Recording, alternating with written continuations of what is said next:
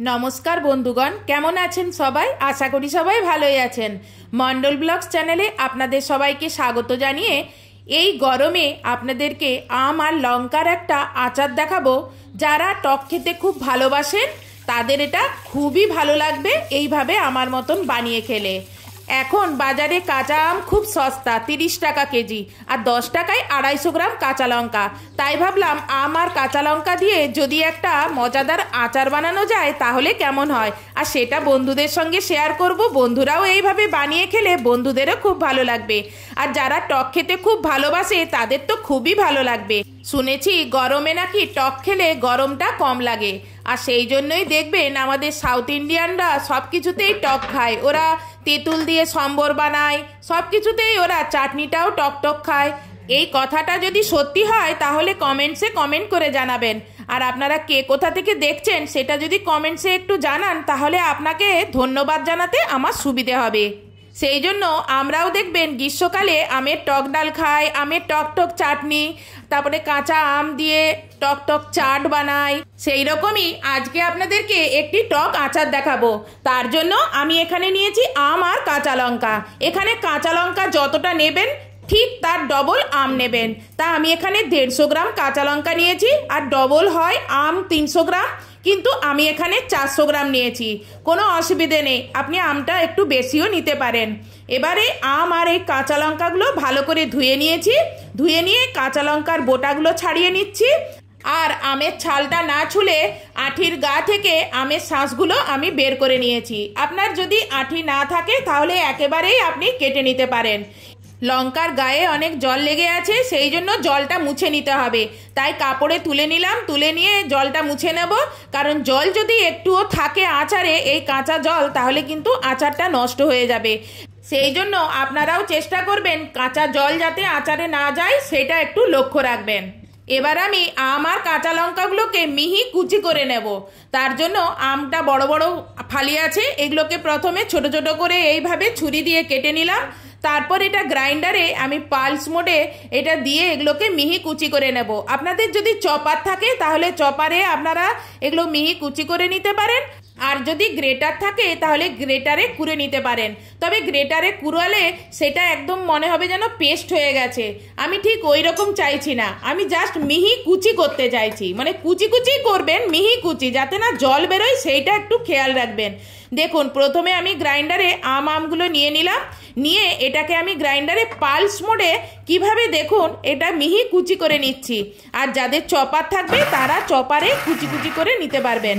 দেখুন এইভাবে 1 নম্বরে দেবেন, একবার করে চালাবেন, অন করবেন আর বন্ধ করবেন, অন করবেন আর একবার করে বন্ধ করবেন। দেখুন কত সুন্দর মিহি কুচি হয়ে গেছে।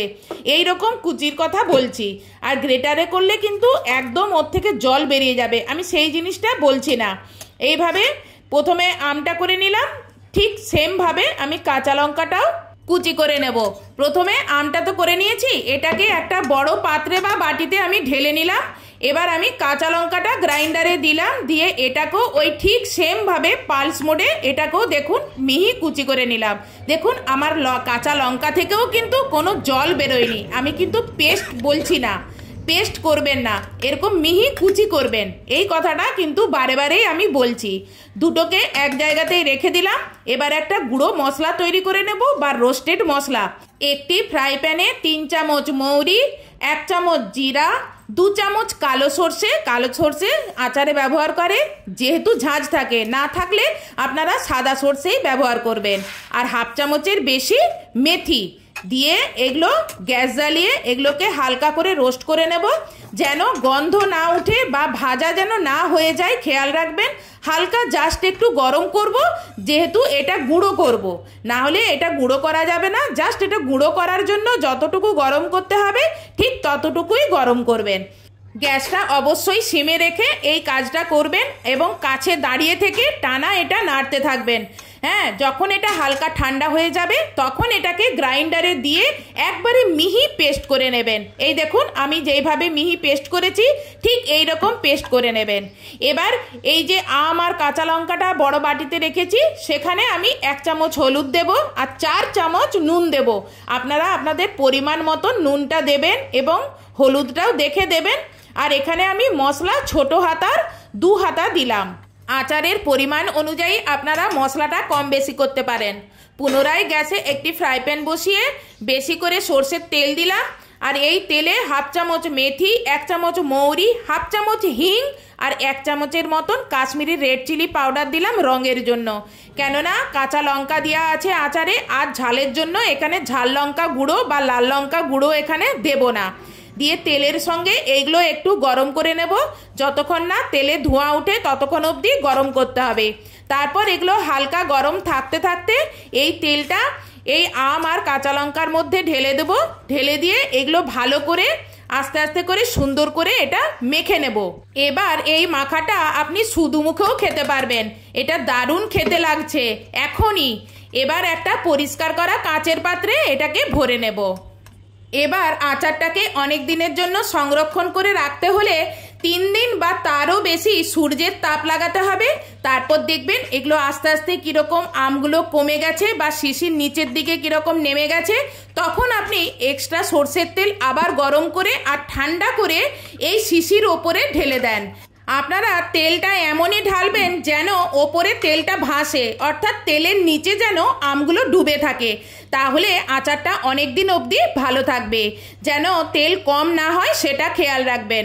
চলুন আচারটা ছাদে রোদে দিয়ে আসি। এই দেখুন ছাদে চলে এসেছি, তাই ভাবলাম ছাদে উঠে এলাম যখন, তাহলে লঙ্কাটাও রোদে দিয়ে দিই, তাই লঙ্কাটাও সাথে নিয়ে চলে এসেছি। এটা আমি বাজারে পাকা লঙ্কা কিনেছিলাম, সেইগুলো এইভাবে রোদ দিতে দিতে এগুলো শুকনো হয়ে যাবে। এগুলো শুকনো ড্রাই রেড চিলি হিসাবে আমি সারা বছর ব্যবহার করব। শিশির ওপরে একটা কাপড় বেঁধে দেবো যাতে ধুলোবালি না পড়ে বা কাকপক্ষী যাতে ওখানে ঠগরাতে না পারে। এটা এরকম 3 দিন বা 4 দিন তারও বেশি এরকম সূর্যের তাপ লাগাবো, তারপরে সর্ষের তেল গরম করে আর এর উপর ঢেলে দেব। এবার আপনারাও আমার মতন এভাবে আচার বানিয়ে খেয়ে দেখুন, কি দারুণ খেতে। আজকের মতন এখানেই ভিডিওটা শেষ করছি। নেক্সট ভিডিওতে আপনার সঙ্গে আবার দেখা হবে। বাই।